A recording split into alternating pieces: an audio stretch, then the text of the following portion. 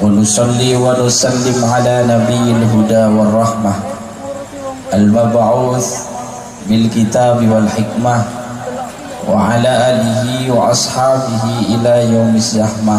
Amma ba'du.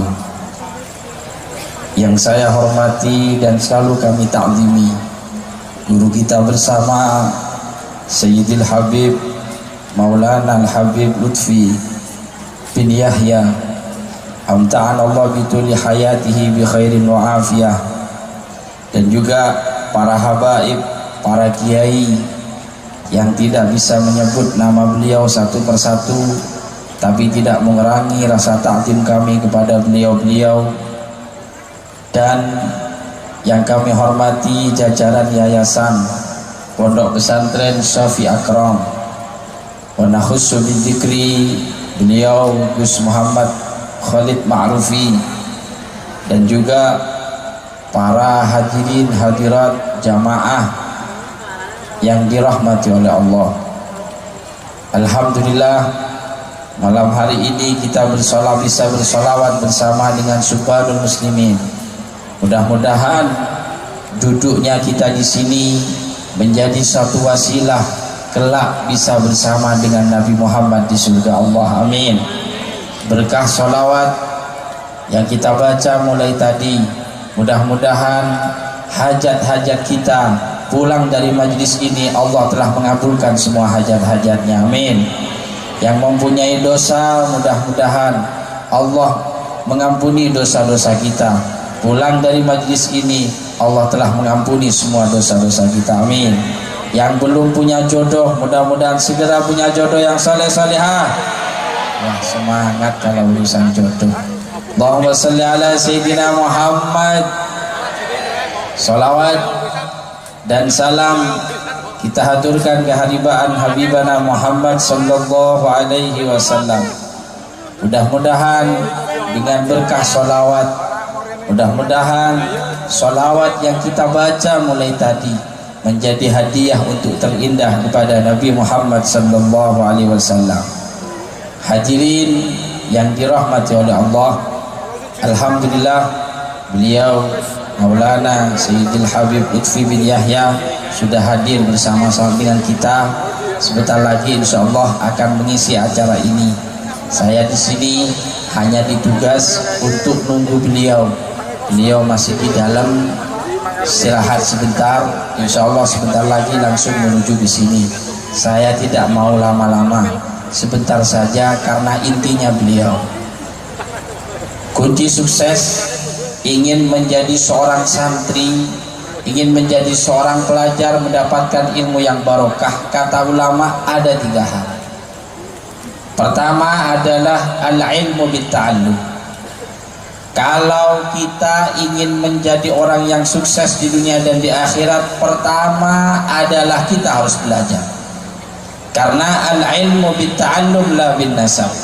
Ilmu itu harus dengan belajar, bukan karena sebab keturunan, bukan karena sebab pangkat atau apapun, tapi ilmu itu harus dengan belajar. Sampai Al-Imam Ibnu Sina, beliau seorang filosof, beliau seorang ahli fikih, beliau seorang ahli kedokteran, beliau seorang ahli tafsir. Karena saking ingin memahami filsafatnya Aristoteles, beliau ini sampai mempelajari, membaca bukunya karya Aristoteles, dia baca 400 kali. Kenapa? Karena saking mendalamnya, karena saking ingin memahami ilmu filsafat, sampai beliau tanpa lelah, tanpa terasa, sampai bukunya Aristoteles dia baca 400 kali. Ini menandakan bahwasanya apa? Ilmu itu harus dengan belajar. Sehebat apapun kita, tapi tanpa kita belajar, maka tidak akan pernah mendapatkan ilmu yang berkah insyaallah. Yang nomor 2 kata ulama, kalau ingin jadi santri yang sukses, kalau ingin mendapatkan ilmu yang berkah adalah apa? Wan naf'u biridhas. Kalau kita ingin mendapatkan ilmu yang bermanfaat, maka harus kita cari ridhonya guru. Di mana ridhonya guru? Kalau kita sudah mendapatkan ridhonya guru, insya Allah ilmu kita akan berkah setelah kita pulang dari pesantren. Kalau sudah kita mendapat ridhonya guru, insya Allah yang sekolah SMA, SMK, SMP, aliyah atau apapun, tapi sudah meraih ridhonya guru, insya Allah ilmunya berkah. Tapi kalau kita berani sama guru dan tidak dapat ridhonya guru, percuma kita belajar puluhan tahun karena tidak akan pernah mendapatkan ilmu yang barokah. Pernah satu ketika Syekhona Khalil Bangkalan, beliau ketika belajar di Mekah mempunyai seorang sahabat yang lebih alim, lebih pintar, lebih luar biasa dari beliau. Kata gurunya apa? Kepada Syekhona Khalil sama temannya satu Syekhona Khalil ini, kamu sudah cukup belajarnya di Mekah ini, pulang sudah ke Indonesia, kamu sebarkan ilmu yang kamu dapatkan ngaji di Mekah ini. Kata Kiai Khalil, ya Kiai, saya mau pulang ke Madura untuk melanjutkan perjuangan ini. Tapi temannya satu Syekhona Khalil ini yang lebih alim dari Syekhona Khalil merasa belum cukup. Katanya apa? Saya tidak mau pulang, saya masih mau melanjutkan ke Mesir, saya mau belajar di sana lagi. Ilmu saya ini masih kurang-kurang, belum apa-apa saya belajar di sini. Saya harus nambah ilmu lagi, belajar di Mesir. Syekhona Khalil langsung pulang ke Madura, yang temannya ini masih melanjutkan ke Mesir. Ternyata apa? Ketika Syekhona Khalil pulang, beliau menjadi seorang ulama yang luar biasa. Sampai beliau di Indonesia dijuluki Syekhona Khalil, atau lebih tepatnya adalah guru besar para kiai. Kenapa? Karena murid beliau menjadi orang-orang yang luar biasa. Ada Ki Abdul Karim Nirboyo, pendiri pondok pesantren Nirboyo, yang santrinya saat ini sudah sekitar 25.000 santri. Kalau alumninya sudah ratusan ribu. Kenapa menjadi orang yang hebat? Karena seorang gurunya yang luar biasa, Ki Khalil Bangkalan. Ki Khalil Bangkalan kenapa menjadi orang yang luar biasa? Menelurkan santri-santri yang berkualitas. Ada Ki Abdul Karim Nirboyo, ada Ki As'ad Samsul Arifin Situbondo, ada Ki Hashim As'ari, pendiri Nahdlatul Ulama, ada Ki Hasan Sepuh Genggong, dan banyak lagi ulama yang luar biasa. Ki Khalil menjadi sosok ulama yang luar biasa karena sudah meraih ridhonya gurunya waktu mondok di Mekah. Sedangkan temannya yang lebih alim dari Syekhona Khalil, beliau ini masih melanjutkan belajarnya di Mesir. Tapi ketika pulang ke Indonesia, beliau tidak menjadi apa-apa. Bahkan di masyarakat pun beliau tidak menjadi tokoh. Kenapa? Karena tidak meraih ridhonya guru. Sama gurunya suruh pulang, padahal ini urusan seperti ini cuma. Sama gurunya suruh pulang malah tidak pulang, masih belajar lagi di Mesir. Karena tidak meraih ridhonya guru, sampai dia tidak menjadi apa-apa di masyarakatnya. Yang terakhir, kalau ingin menjadi orang yang sukses dalam belajar apa? Kata ulama apa? Wal barakah bil khidmah. Kalau kalian ingin mendapatkan ilmu yang barokah, maka apa? Kuncinya kita harus mengabdi kepada guru kita. Kuncinya kita harus benar-benar mengabdi kepada guru-guru kita, baru kita akan mendapatkan ilmu yang barokah. Sayangnya sekarang sudah mulai pudar pengabdian kepada seorang guru. Bahkan gurunya sekarang sedikit saja berbuat salah kepada muridnya, sampai ada yang dilaporkan ke polisi, sampai dihukum, sampai seperti itu. Bagaimana kita akan mendapatkan ilmu yang barokah sedangkan kita tidak mampu berkhidmah, mengabdi kepada guru kita? Makanya kunci ulama yang luar biasa dari dulu. Kenapa? Karena pengabdiannya kepada seorang guru, mengabdinya yang sangat luar biasa kepada gurunya, sehingga mendapatkan ilmu yang luar biasa, sehingga mendapatkan ilmu yang bermanfaat. 3 hal ini kita ambil pelajaran apa? Yang pertama, jangan pernah lelah belajar kalau ingin mendapatkan ilmu yang bermanfaat. Yang nomor 2, ilmu itu harus dengan belajar. Yang nomor 2, kalau ingin mendapatkan ilmu yang bermanfaat, kita harus meraih ridhonya seorang guru. Dan yang nomor 3, kalau ilmu kita pengen berkah, mengabdilah kepada kiai kita, mengabdilah kepada para habaib, mengabdilah kepada pesantren kita, mengabdilah pada agama kita. Insya Allah kalau 3 hal ini kita pegang benar-benar, insya Allah akan mendapatkan ilmu yang barokah. Mudah-mudahan santri putra putri atau pelajar siswa siswi yang belajar di Pondok Pesantren Shafi'i Akram ini mendapatkan ilmu yang barokah, insya Allah, amin.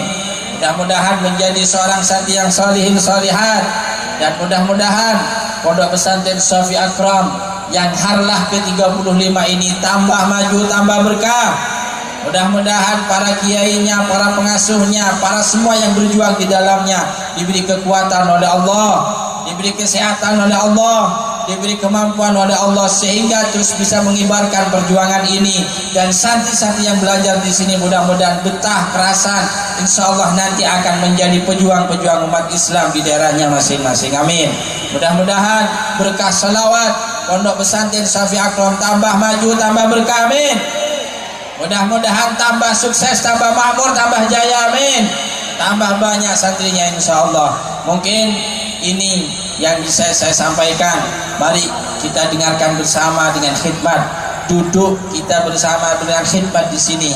Kita dengarkan ceramah agama dari beliau, Sayyidil Walid, Syekhina wa Murabbir Ruhina, Maulana As-Sayyid Al-Habib Lutfi bin Yahya. Waktu dan tempat kami persilahkan. Allahumma shalli ala Muhammad, sallallahu ala Muhammad.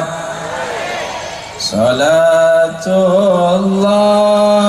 salamullah, sambil nunggu beliau, ala taha rasulillah. Salatullah,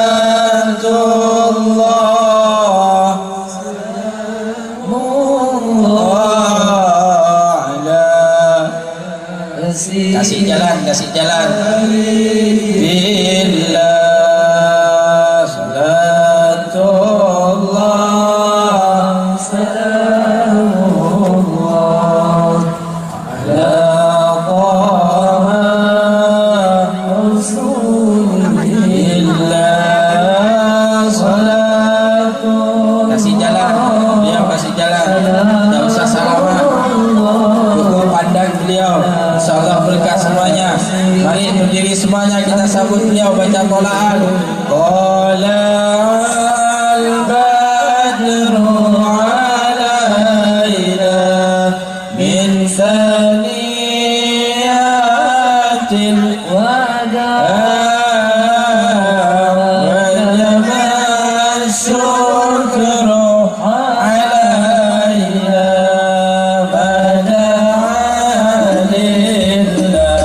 kasih jalan beliau. Qola'al badru alaina min saniyatil wada' wajaba syukru alaina wada'a lillahi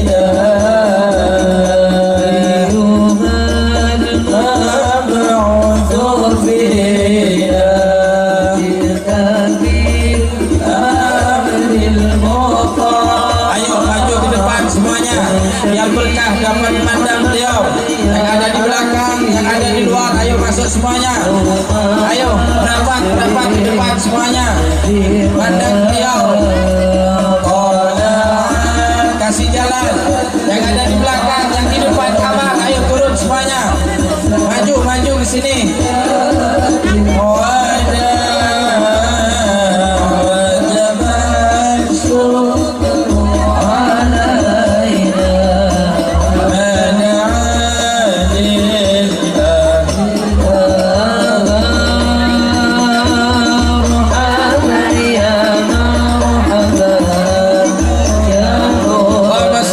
Muhammad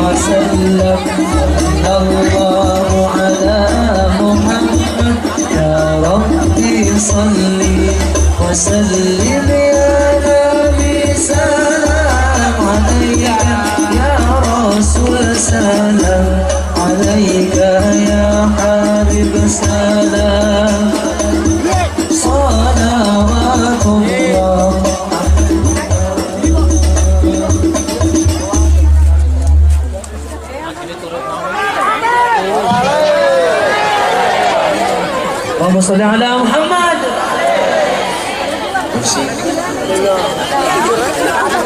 Mari kita dengarkan ceramah dan doa dari beliau. Guru kita bersama Sayyidul Habib Maulana Lutfi bin Yahya. Waktu dan tempat kami persilahkan.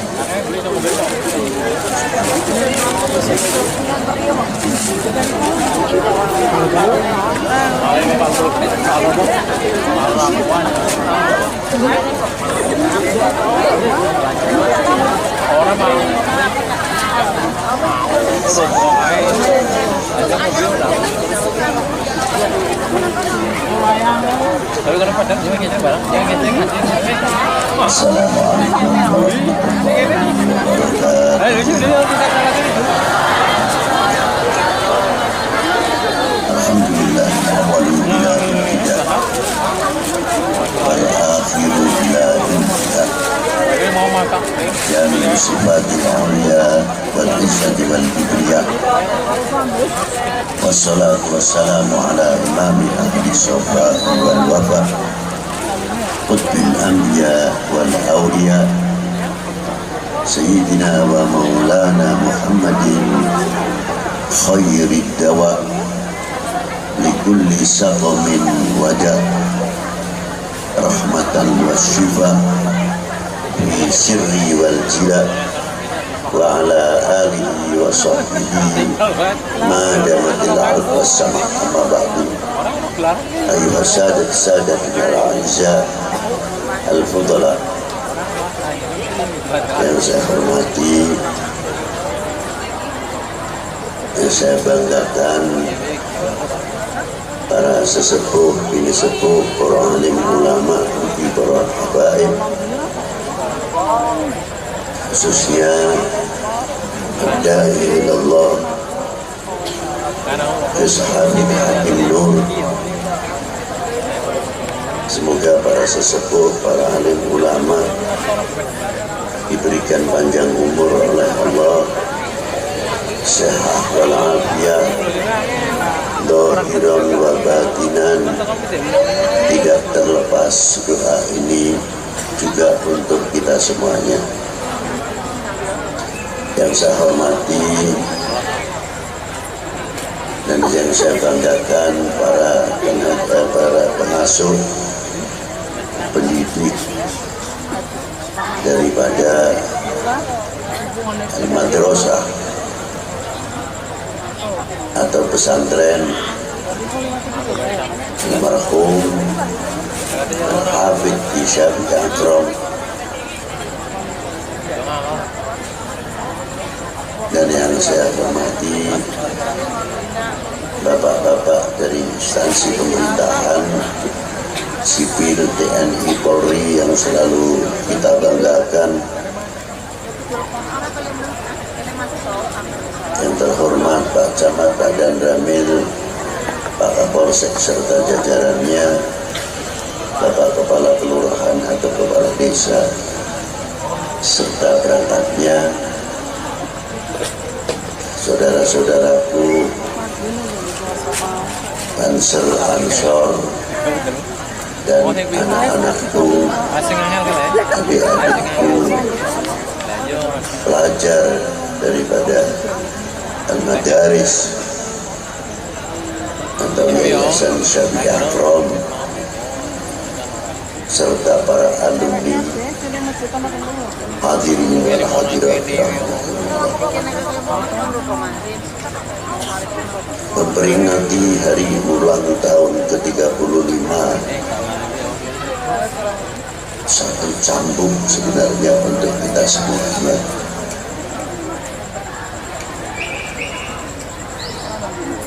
Dan untuk mengundang sejauh mana para alumni dan anak-anak didik yang ada di dalam Yayasan Syabi Akram dengan ulang tahun tersebut akan melahirkan satu tanggung jawab yang luar biasa, menjaga nama khususnya untuk tenaga para pendidik, para masyayikh, dan menjaga nama madrasah atau pesantren yang ada di dalam Yayasan Syafi'i.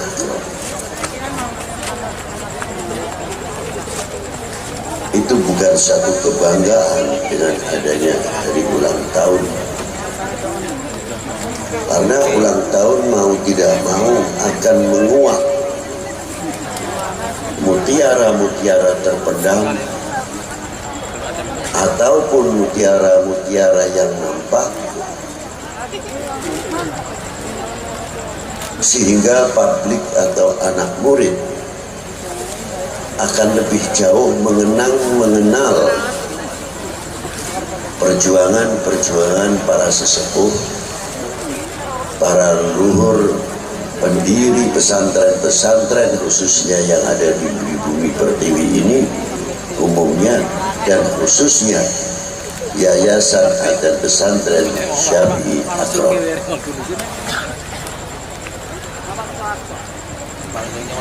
Di satu sisi ruhnya mahabbah adalah mengenal tarikh sejarah.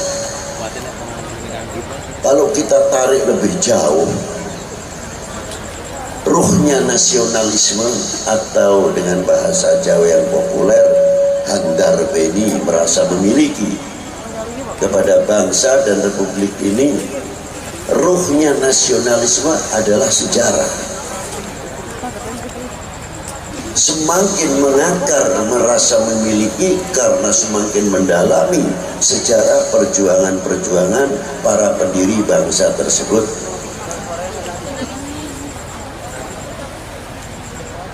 Dan ruhnya daripada isi merah putih bukan sekadar melihat secarik kain yang warnanya merah dan putih, tapi bertanya apakah ruhnya daripada merah putih.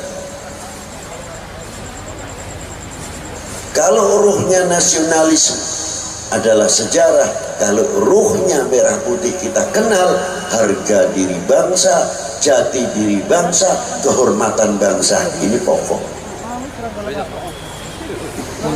Maka kita tidak akan menganggap merah putih begitu saja, tapi bukan untuk kultus ataupun mendewakan, tapi melihat jasa-jasa para sesepuh, para ulama yang ikut andil besar di dalam memperjuangkan bangsa ini bebas atau merdeka dari belenggu penjajah dan kebodohan. Bukan sekadar melihat berkibarnya sangsaka merah putih saja, tapi di belakang itu kita baca siapa yang ikut andil besar di dalam memerdekakan bangsa ini.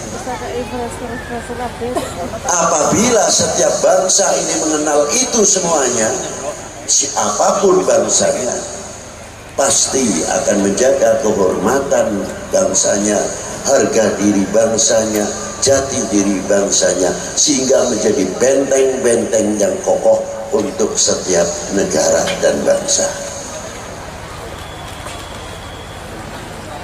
Tapi apabila semua sudah mampu bisa digoyangkan sehingga melenturnya nasionalisme atau memiliki handar beni,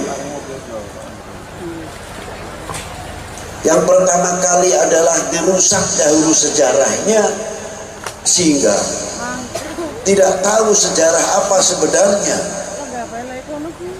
yang terjadi pada sebelum 1945,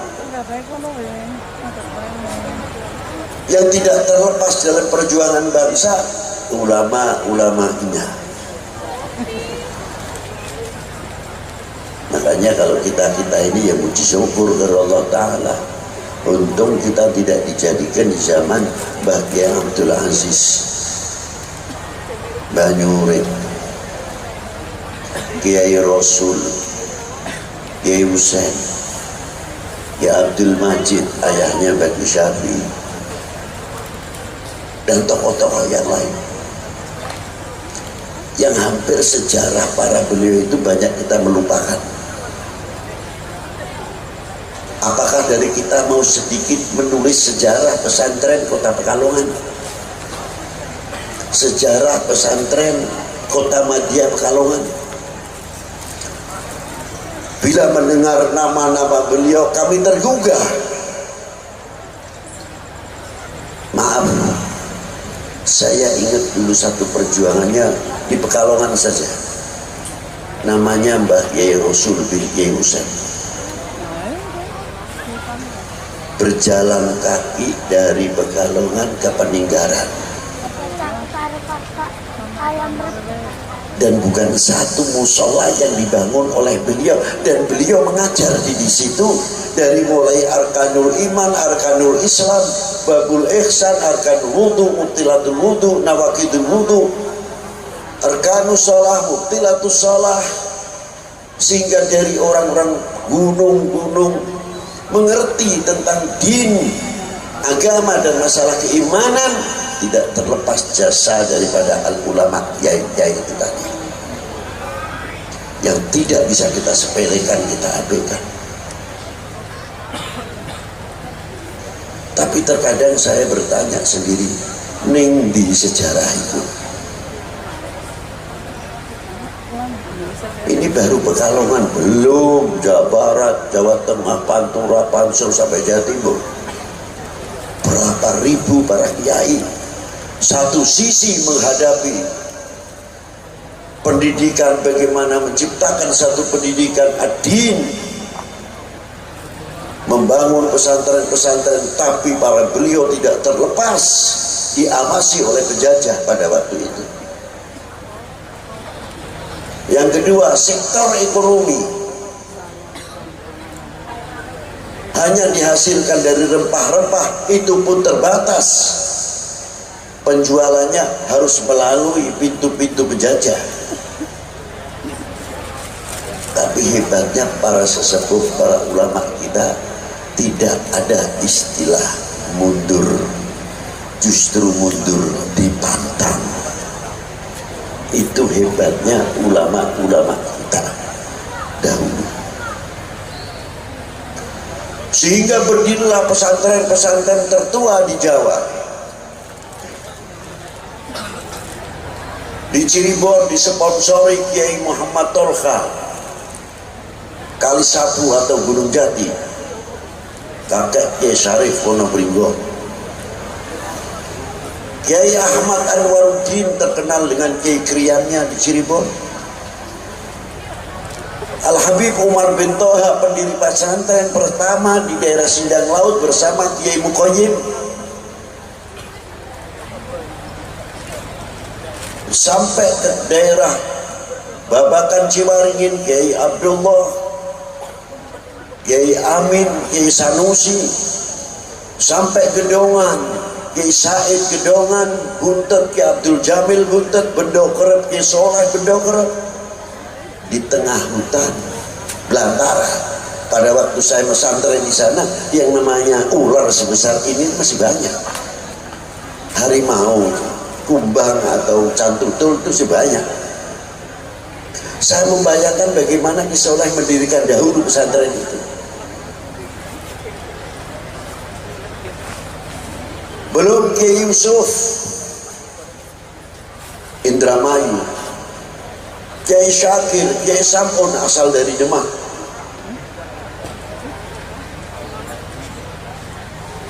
Ditarik kita ke timur, dari mulai Kiai Idris Lumpur,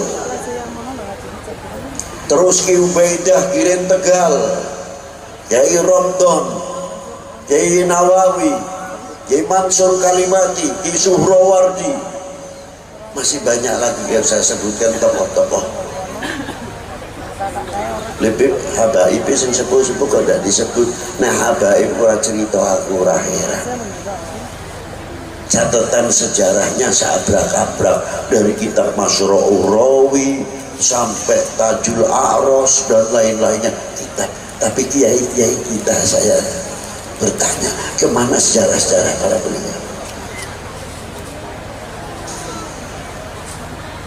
Bagaimana kita bisa bercermin kepada para beliau-beliau? Jasanya yang sangat luar biasa, tidak di kota, tidak di pedesaan, tidak di pegunungan. Begitu gigihnya melawan kebodohan, satu sisi melawan penjajah dan serba kekurangan, tapi para beliau mampu mendirikan pesantren-pesantren, madrasah-madrasah. Belum Mbah Hasyim Asy'ari ketika di Mekah, sebelum masuk ke Indonesia sudah belajar bagaimana menghadapi akidah-akidah yang lain, dipelajari oleh Mbah Hasyim Asy'ari. Tapi ketika pulang tidak berlepas menghadapi penjajah, satu sisi bagaimana menyelamatkan akidah, satu sisi bagaimana memerdekakan bangsa ini dari belenggu penjajah, sampai beliau berani menyatakan resolusi jihad ditentukan oleh Mbah Hasyim Asy'ari. Dewi tinggal terima enak. Gimana sejarah ini? Harusnya kita pandai menjawab. Apalagi tantangan sekarang ini, zaman elektro, zaman IT, belum masalah tentang kimia, tentang obat-obatan dan lain sebagainya.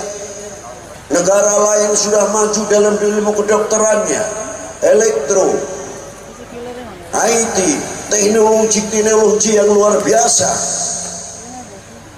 Belum ekonomi yang sebagian besar dikuasai, dunia ilmu pertanian di tangan mereka.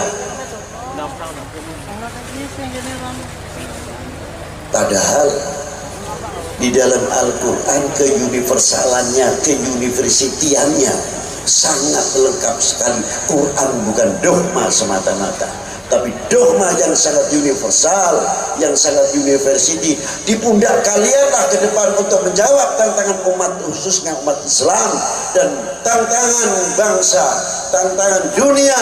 Di pundak kalian, mampukah kalian bisa menjawab atau tidak?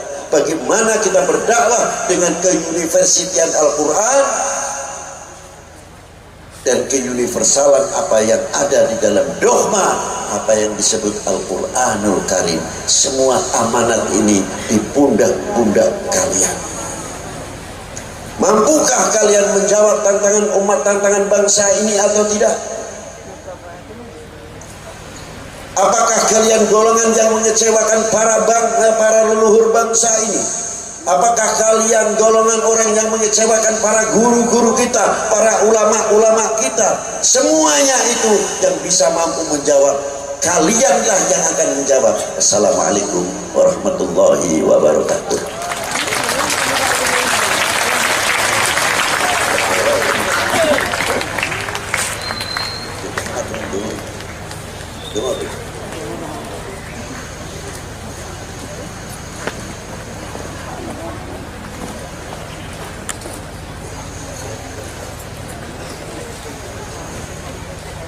Bismillahirrahmanirrahim.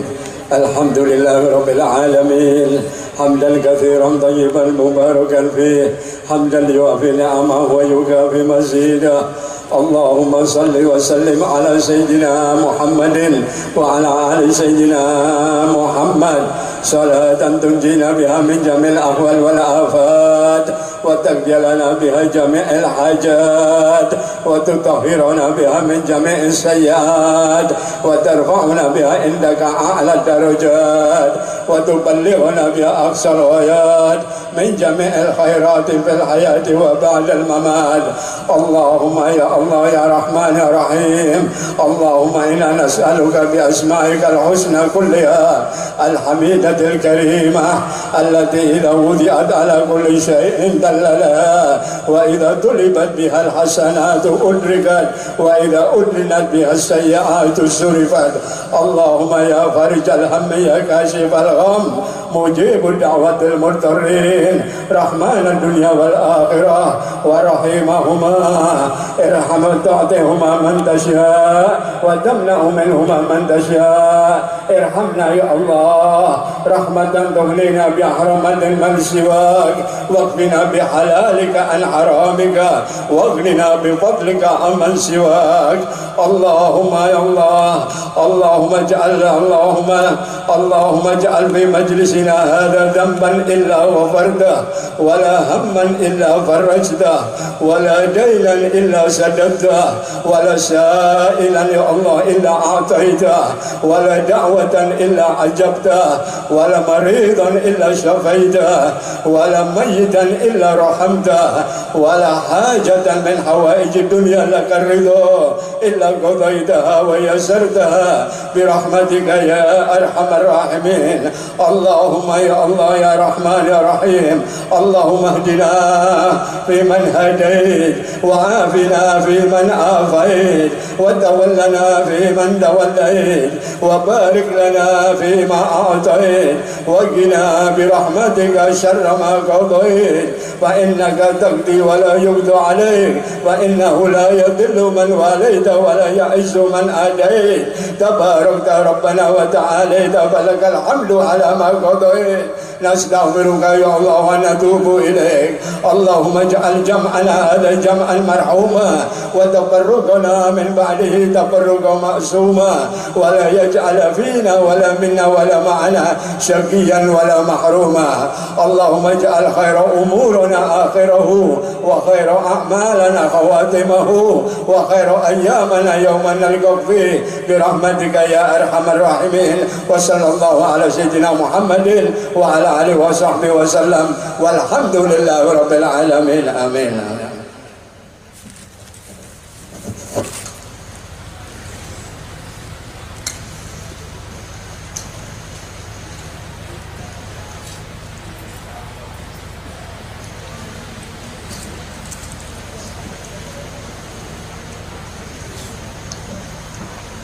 Ashkur syukron kasiron, diaturkan terima kasih kepada grup Syubbanul Muslimin yang telah menyirami hati kita dengan cahaya solawat, kemudian telah ditanamkan ilmu dari beliau guru kita Kiai Haji Hafidul Hakim Nur, kemudian dipupuk dengan mauidhah hasanah dari beliau guru kita Maulana Habib Muhammad Lutfi bin Ali bin Hashim bin Yahya, juga telah ditutup dengan doa. Namun sebelum kami akhiri, kami sampaikan kepada segenap